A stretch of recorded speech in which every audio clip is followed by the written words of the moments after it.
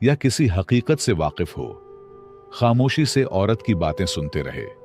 बूढ़ी औरत ने आसमान की तरफ देखा और एक मदम मुस्कुराहट के साथ बोली, बेटा, मेरा ईमान है कि जिस रब ने बीमारी दी है वही शिफा भी देगा, दवा भी वही भेजेगा। बंदा तो बस कोशिश करता है, और जो मेरे बस में था वो मैं कर चुकी।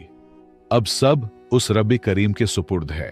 बिलाखिर एक आदमी आगे बढ़ा और नरमी से बोला, अम्मा जी, अगर मैं ये कहूं कि अल्लाह ने आपकी दुआ कबूल कर ली है तो आपको कैसा लगेगा?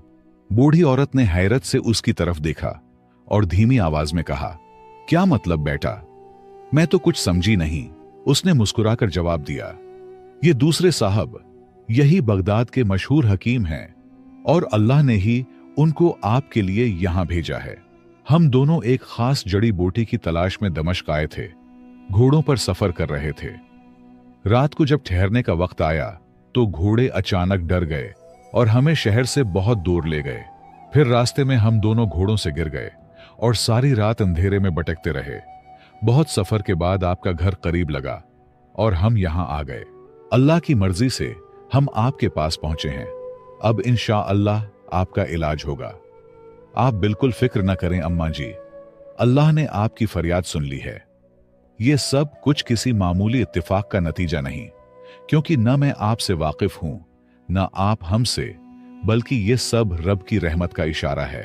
लिहाजा दोनों मुसाफिरों ने नाश्ता कर लिया, फिर बूढ़ी औरत का मुकम्मल चेकअप कर लिया और फिर रुखसत होते वक्त उनमें से एक ने कहा, अम्मा जी, फिक्र न करें, आपका इलाज अब यहीं घर पर होगा। मैं अपने बेटे को भेजूंगा, वो आपको दवा दे जाएगा। दवा भी वही लाएगा जो सिर्फ हमारे पास ही दस्तयाब है। यहां तक कि बूढ़ी औरत के इखराजात का खर्चा भी डॉक्टर ने अपने जिम्मे ले लिया। कुछ वक्त गुजरा, फिर वाकई एक नौजवान लड़का दवा लेकर आया। वो हकीम का बेटा था। दवा देने के बाद जब उस नौजवान ने बूढ़ी औरत की बेटी को देखा तो दिल में कुछ महसूस किया। दरहकीकत हकीम ने उसे दवा देने के साथ बीवी के लिए लड़की देखने के इरादे से भेजा था, क्योंकि हकीम ने उसी रात को लड़की की खिदमत और मेजबानी देखी तो दिल ही में बहू बनाने की नीयत कर लिया। जब हकीम के बेटे ने लड़की को देखा तो उसे भी पसंद आ गई। हया और गैरत का जमाना था। लड़का चुपचाप चला गया और बूढ़ी औरत को सिर्फ इतना इशारा दिया कि आपकी बेटी मुझे पसंद है, ताकि वो किसी और को हाँ न कर दे। बूढ़ी औरत से रिश्ता तय पाया और कुछ दिन बाद उस नेक सीरत लड़की की शादी बगदाद के मशहूर और मालदार हकीम के बेटे से हो गई। चंद ही दिनों के इलाज से बूढ़ी औरत भी सेहतयाब हो गई। अब वो अपनी बेटी के साथ बगदाद में आराम और सुकून की जिंदगी गुजारने लगी। वो हर रोज बेटी को यही नसीहत करती, बेटी, हमेशा अल्लाह पर कामिल यकीन और पुख्ता भरोसा रखो। जो कुछ होता है वो अल्लाह के हुक्म से होता है, उसके सिवा कोई और कुछ नहीं कर सकता। जब भी किसी से उम्मीद लगे तो दिल से अल्लाह के दरबार में रो लो, वो सब कुछ सुनने वाला है। मैं एक बेबस, बीमार, गरीब बूढ़ी औरत थी, किसी काबिल न थी, लेकिन अल्लाह ने मुझे इज्जत दी, सेहत दी और खुशी अता की, क्योंकि वो इखलास देखता है।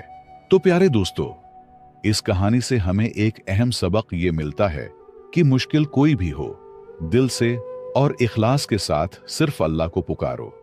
वही सुनने वाला है, वही देखने वाला है और वही है जो हर मसले का बेहतरीन हल रखता है।